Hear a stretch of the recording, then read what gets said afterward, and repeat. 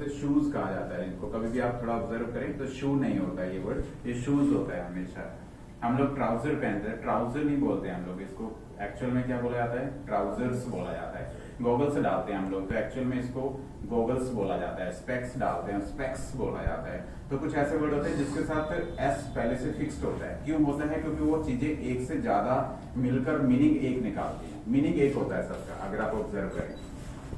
Point, आप जो daily life से जो मैं एग्जांपल ले रहा हूँ, इन सभी का मीनिंग मैं बता रहा हूँ कि एक ही होता है। जब दोनों चीजें मिल जाती हैं मीनिंग तो एक निकालती हैं। शूज हैं तो वो शूज हैं, चाहे वो उसमें एस लगा हुआ है, कैसा नहीं कि एक शू का मीनिंग दूसरा है, दूसरे का दूसरा है। गॉगल्स हैं तो दो ग्लासेस हैं उसमें, तो वहां पर मीनिंग तो एक ही है। लाइक गॉगल्स हैं, स्पेक्स हैं, सीजर्स है, सीजर्स। पेंट्स हैं, पेंट्स पहनते हैं हम लोग, पेंट नहीं बोलते हैं एक्चुअल में। पेंट का मीनिंग कुछ अलग होता है, हाफना होता है, जैसे क्रो इज पेंटिंग, वो अलग चीज होता है। पेंट नहीं होता है, पेंट्स बोलते हैं। ट्राउजर नहीं होता है, ट्राउजर्स बोलते हैं। लेकिन जो दो चीजें मिल जाती है मीनिंग एक ही निकालती है। जैसे कल की क्लास में आपने सीखा कि शुड हैव एक ऐसा वर्ड है, अगर दोनों को मिला दिया तो मैंने मीनिंग एक ही निकाला। चाहे मैंने शुड को अलग समझाया, हैव को अलग समझाया, लेकिन जब यूज किया तो शुड हैव का मीनिंग एक ही निकाला। और मीनिंग क्या था कि शुड हैव के साथ हम लोग किसी को एडवाइस दे रहे हैं। और एडवाइस कब दे रहे हैं? जब वो काम खत्म हो चुका है, जब वो काम फिनिश हो चुका है, जब वो पास्ट में जा चुका है। जो गलती होनी थी वो हो चुकी है, जो काम बनना था वो बन चुका है, जो काम बिगड़ना था वो भी बिगड़ चुका है। उसके बाद जब बोला जाएगा शुड हैव के साथ, तब सलाह दी जाएगी। जैसे कोई पर्सन देरी से आया, अब तो क्लास मिस हो चुकी है, जो बिगड़ना था वो बिगड़ चुका है, तो मैं उसको क्या बोलूंगा? You should have come on time. मुझे कंप्लीट तो किया करें आप लोग at least, you should have come on time, ताकि तुम्हें समय पर आना चाहिए था। ये मैं तब बोल रहा हूँ जब वो देरी से आ चुका है। अब जो काम बिगड़ना था वो बिगड़ चुका है, सिर्फ एडवाइस दे रहा हूँ। उसके बाद जब अब हो नहीं सकता कुछ भी, अब मैं टाइम को पीछे नहीं ले जा सकता, लेकिन एडवाइस तो दी जा सकती है। इसी वजह से मैंने बोल दिया। कोई पर्सन फेल हो गया तो मैं उसने मेहनत नहीं करी, तो मैंने उसको क्या बोला? तुझे मेहनत करनी चाहिए थी। इंग्लिश में कैसे बोला मैंने? आपके जो करना है वो तो आपने बताइए ना, you should have worked hard. हाँ, you should have worked hard. जब तक आप कोशिश नहीं करेंगे आप नहीं सीखेंगे। मुझे नहीं सिर्फ बोलना है क्लास में, ध्यान रखिए, आपसे बुलवाना है। तो आप लोग ट्राई करें, मेरी अधूरी बातों को आप लोग कंप्लीट कर दिया करें। अब मैंने उसको बोला you should have worked hard, यानी तुझे मेहनत करनी चाहिए। तो कब बोला? जब वो फेल हो चुका है, जब उसने मेहनत नहीं करी। मैं उसको सिर्फ रियलाइज करवा रहा हूँ, यानी कि शुड हैव के साथ मैं उसको सिर्फ उस चीज को फील करवा रहा हूँ कि तुझे करना चाहिए था। उसका कुछ ऑल्टरनेट नहीं है। आने वाला टाइम तो आने वाला बताएगा, लेकिन अब तो जो होना था वो हो चुका है, तुझे जल्दी उठना चाहिए था। इंग्लिश में कैसे बोला मैंने उसे? You should have get got, got भी होता है, गेट गोट गोटन भी होता है। तो आप कह सकते हैं you should have got up early in the morning, you should have got up early in the morning. लेकिन देरी हो चुकी है, यानी कि मैं सिर्फ रियलाइज करवा रहा हूं उसको, तब शुड हैव का यूज कर रहा हूं। मीनिंग एक ही है, सामने वाले को सलाह देना, लेकिन कब देना? जब वो काम खत्म हो चुका है, तब शुड हैव आता है। इंग्लिश में पेयर बनकर आता है। शुड हैव इकट्ठा वर्ड है, अलग अलग नहीं है ये, लेकिन मीनिंग अलग निकालकर मैंने मीनिंग को मिलाया और एक ही मीनिंग निकाला। शुड का मीनिंग था सलाह देना, और हैव का मीनिंग था काम खत्म हो चुका है। यानी कि शुड हैव के साथ हमने मीनिंग निकाला, एक जो प्रॉपर मीनिंग था सलाह देना, लेकिन तब जब वो काम खत्म हो चुका है, तो मीनिंग तो एक ही था। अब इसी तरह से हम लोग नेक्स्ट पेयर की ओर बात कर रहे हैं, लेकिन शुड का मीनिंग समझ में आना चाहिए था, तब वो आप शुड हैव का मीनिंग निकाल सकते थे। अब नेक्स्ट पेयर जो है जिसके बेस पर आज का सेंटेंस बनाएंगे, वो पेयर है हमारे लिए, आप लोग इंग्लिश में एक बार मेरे साथ बोलेंगे, पहले मैं बता रहा हूं। इस पेयर को बोलते हैं कुड हैव। एक बार आप लोग बोलिए राइट। अगर आप सुन रहे हैं क्लास में बैठे हैं तो मेरा साथ दीजिए, बोले कुड हैव, बोले एक बार राइट। कुड हैव एक ऐसा वर्ड है, अब इसमें कुड लगा हुआ है और साथ में हैव लगा हुआ है। अब दोनों का मीनिंग तो एक है, लेकिन एक मीनिंग जानने के लिए पहले दोनों को अलग अलग समझना भी जरूरी है। जैसे कुड को अलग समझना जरूरी है, हैव को अलग मीनिंग समझना जरूरी है। अगर आप अलग अलग समझ आते हैं तो फिर मीनिंग को आप कंबाइन कर कर एक मीनिंग भी निकाल पाएंगे आप। अब कुड का मीनिंग एक्चुअल में हम लोग पास्ट में यूज कर रहे हैं। कुड को हम लोग पास्ट की पावर के लिए यूज कर रहे हैं, पास्ट की कैपेसिटी के लिए यूज कर रहे हैं, पास्ट की स्ट्रेंथ के लिए यूज कर रहे हैं। यानी कि पास्ट में अगर मैं किसी काम को कर सकता था तो मैं कुड का इंग्लिश में यूज करता हूं। जैसे सपोज कीजिए कि मैं इंग्लिश बोल सका जब मैं 10वीं क्लास में था। मैं एक सेंटेंस बना रहा हूं, मैं इंग्लिश बोल सका जब मैं 10वीं क्लास में था। ये सिंपल कुड के साथ बनेगा। I could speak English when I was in 10th class. Simple sentence, simple तो आप लोग साथ दीजिए, मेरे साथ इंग्लिश में बोलेगा, रिपीट करना ताकि सभी बुलवा पाऊं। बोले आई कुड, थोड़ा आवाज लाउड कीजिए, बोले I could speak English when I was in 10th। Right, यानी कि जब मैं 10th में था उस समय मैं क्या कर पाया? इंग्लिश बोल पाया। यानी कि मैं बोल पाया या बोल सका ये मैटर नहीं करता, यानी कि वो कैपेसिटी थी मेरे अंदर और मैंने उस काम को किया। मैंने इस तरह से कुड का यूज किया, क्योंकि मैं कर भी सकता था और मैंने किया भी, तब मैं सिंपल कुड लगा रहा हूं। मैं कर भी सकता था और मैंने किया भी, ये दोनों बातें कह रहे हैं। जब कुड तब आएगा जब वो काम आप कर सकते थे और आपने किया भी, तब वो कुड आता है, सिंपल कुड आता है।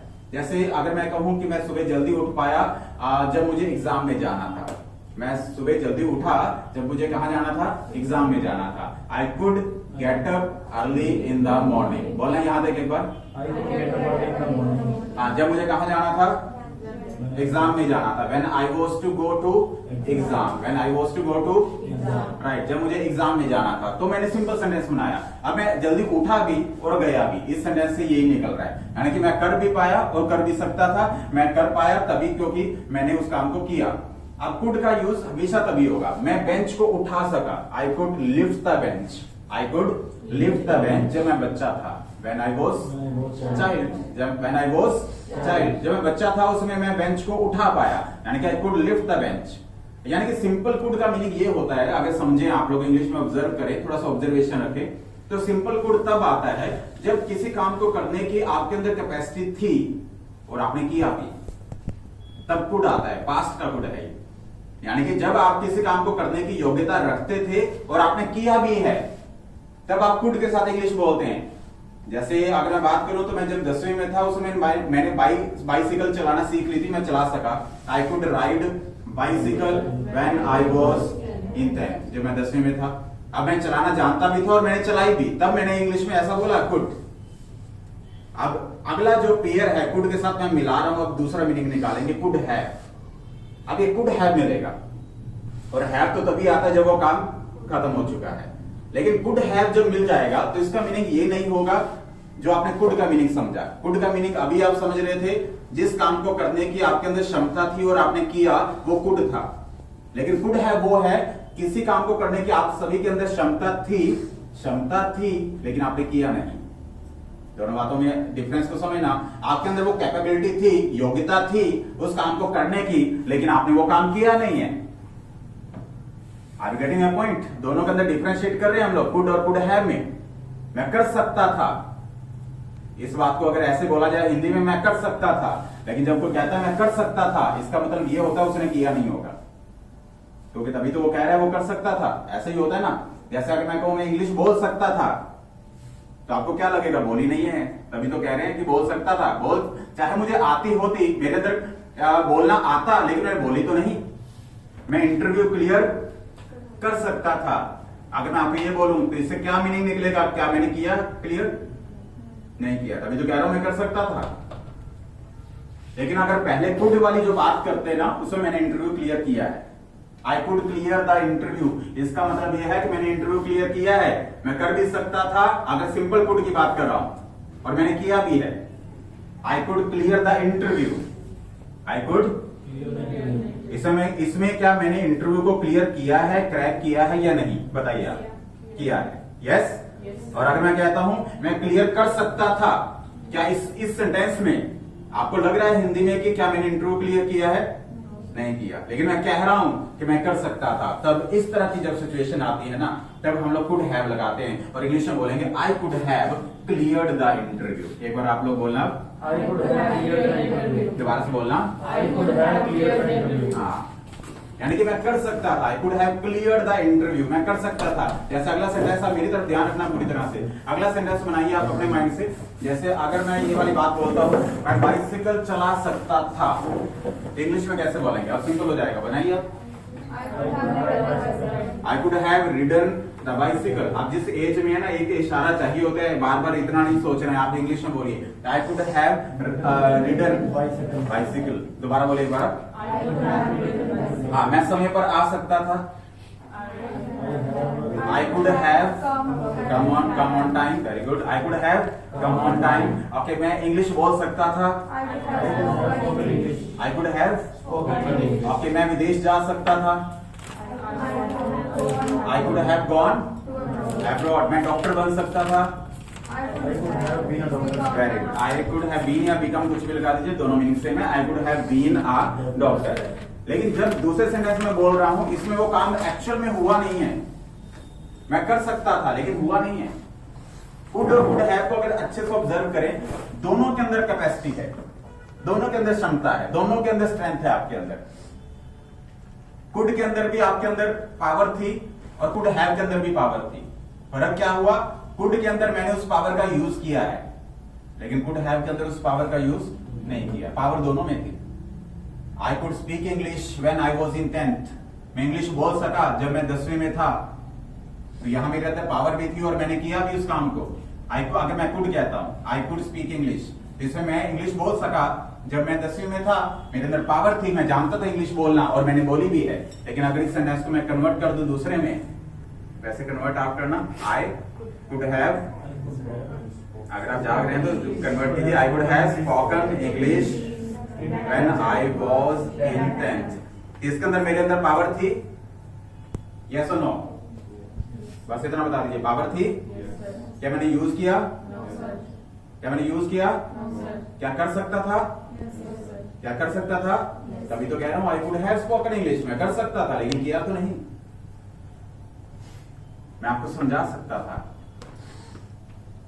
80% पार्ट ऑफ लैंग्वेज इस तरह के पेयर्स पर डिपेंड करता है, ध्यान रखना। अब जो बातें मैं बोल रहा हूं ना, ये एग्जाम्पल कहीं से बनाकर नहीं, डेली लाइफ में आती रहती हैं बातें। पूरा दिन हम लोग इस तरह की बातें करते रहते हैं। मैं तुझे बता सकता था, तो उससे पूछ सकता था, मैं उसको इन्फॉर्म कर सकता था, मैं मेहनत कर सकता था, मैं आज वो क्लास लगा सकता था, मैं सुबह जल्दी उठ सकता था, मैं समझ सकता था, मैं जा सकता था, मैं आ सकता था, मैं खाना खा सकता था, मैं क्रिकेट खेल सकता था, प्रे कर सकता था, फास्ट रख सकता था। अब देखिए, क्या ये बातें हमारी डेली लाइफ की नहीं है क्या? ये डेली गोइंग लाइफ में आप लोग देखते हैं कि बातें तो आती हैं। और कल आप लोग शुड हैव जो सीख रहे थे ना, that is also daily going life में बहुत सारी बातें आती हैं। शुड हैव के साथ मैं सारा दिन बोलता रहता हूं, अनजाने में ही बोलता रहता हूं, हिंदी में तो चलता ही रहता है। तुझे ये करना चाहिए था, मुझे ये करना चाहिए था, उसको ये करना चाहिए था, उसको बताना चाहिए था, उसको आना चाहिए था, उसको जाना चाहिए था, मेहनत करनी चाहिए थी, इंग्लिश में बोलना चाहिए था, क्लास लगानी चाहिए थी, समय पर आना चाहिए था, टाइम देखना चाहिए था, एग्जाम करना चाहिए था, प्रैक्टिस करनी चाहिए थी। आप देखिए ना, कल की बात आप देखेंगे तो पूरी लाइफ में ये तो लाइफ तो बहुत बड़ी बात है, पूरे दिन की बात कर रहा हूं, पूरे डे में कितनी बार बोला जाएगा। बात है कि हम लोग कितना उसको इंग्लिश में कन्वर्ट करने की कोशिश करते हैं। यानी कि अगर जब हम समझ रहे हैं तो सिर्फ समझ नहीं रहे हैं, मैं हिंदी नहीं सिखा रहा हूं, मैं आपको समझाने की कोशिश कर रहा हूं। एक्चुअल में ये कहां पर हम लोग यूज करेंगे, तो कहां पर यूज करेंगे? जैसे शुड हैव का बात तो मैंने आपको समझाया कि गलती को एहसास रियलाइज करने के लिए किया जाता है शुड हैव। और कुड हैव जिस काम को करने की आपके अंदर पावर थी लेकिन आपने किया नहीं है, तब कुड हैव किया जाता है। आप इस तरह से समझिए ना, तो आप हमेशा समझकर उसका यूज करेंगे बजाय कि हिंदी से इंग्लिश सोच रहे हैं। अब ऐसी बहुत सारी बातें लाइफ में है। मैं आज सुबह ब्रेकफास्ट नहीं किया, मैंने नहीं किया। अब मैं आपको ये बात कहना चाह रहा हूं, आप इसको कन्वर्ट करना, मैंने ब्रेकफास्ट नहीं किया है लेकिन कर भी सकता था। इंग्लिश में कैसे बोलूं? मैं ब्रेकफास्ट कर सकता था। इतनी सी बात को कन्वर्ट कीजिए, मैं ब्रेकफास्ट कर सकता था। I could have taken breakfast. मैंने किया नहीं है तो I did not eat breakfast. वो तो सिंपल है, डिड नॉट ईट ब्रेकफास्ट मैंने किया नहीं है, पास्ट में बात बोल रहा हूं। But I could have taken, मैं ले सकता था, मैं आपको समझा सकता था। आई कुड हैव, अब कल सीखा था आपने समझना और समझाना, याद है? समझने को क्या बोलते थे हम? समझने को क्या बोलते थे? अंडरस्टूड नहीं, अंडरस्टैंड ही होता है। वो तो थर्ड फॉर्म क्यों बोलते हो आप लोग? अंडरस्टूड तो थर्ड फॉर्म है, अंडरस्टैंड समझना। लेकिन समझाने के लिए मैंने क्या बोला था आपको? समझाने के लिए क्या बोला था कि इसको समझाने, कल काफी देर तक 5 मिनट तक तो इसी बात पर डिस्कशन हुई कि समझना और समझाने के ऊपर। बताओ जल्दी से, हरी अप। हाँ, थोड़ा माइंड एक्टिव रखा करें। फिर उसके बाद मैंने एक डायलॉग भी बोल दिया था कि दिमाग के घोड़े दौड़ाएं। मुझे याद आ गया वो सीन, लेकिन आप सीखने वाले आप लोग थे। वो क्या था? वो क्या था कि मैंने फिर इस बात की डिस्कशन जब चल रही थी कल क्लास में हमारी, तो मैंने आपको कहा था अपने दिमाग के घोड़े दौड़ाइए। इंग्लिश में इसको कैसे बोला था? हाँ, थोड़ा थोड़ा याद है। ये नहीं है कि आदत बना लें कि हम लोग बाद में नोट कर लें। Put your thinking caps on, ऐसे बोला था हमने इस बात को। इंग्लिश में बोलिए एक बार, put your thinking caps on. दोबारा बोल दीजिए एक बार। राइट, तो समझना तो अंडरस्टैंड है, लेकिन समझाना क्या है? Make understand. मेक अंडरस्टैंड तो समझाना। अब मैं यहां पर जो बना रहा हूं, मैं आपको समझा सकता था। I could have made, very good, I could have made you understand. बोला एक बार आप सभी, आई कुड हैव। सर मैं आपको इन्फॉर्म कर सकता था, आप बोलिए। मैं आपको इन्फॉर्म कर सकता था। I informed you, third form मत भूलना, I could have informed you. मैं लिख सकता था, कैसे बोलूंगा?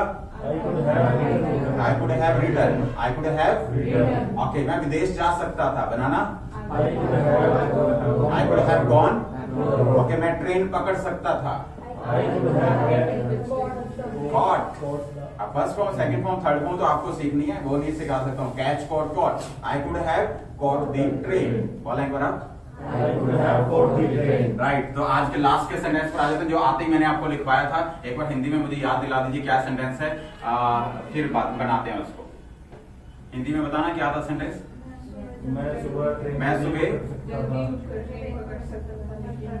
ओके, मैं सुबह जल्दी उठकर ट्रेन पकड़ सकता था। पहले तो ग्रामर, यहाँ पर क्या कुड हैव आएगा इस सेंटेंसेस में कि नहीं आएगा, पहले ये बताइए। आएगा तो सिंपल पहले बनाते हैं। आई could have caught the train after getting up early in the morning. After getting up early in the morning, simple. लेकिन नहीं कर पाया, नहीं कर पाया, बट नहीं कर पाया, but I could not catch the train, but I could not simple sentence. Could है पहले लगा दिया, फिर कुड नॉट, कुड के साथ नॉट लगा दिया क्योंकि मैं कर ही नहीं पाया तो नॉट लगा दिया, सिंपल। बट पहले वाली बातों में कुड हैव आना चाहिए था।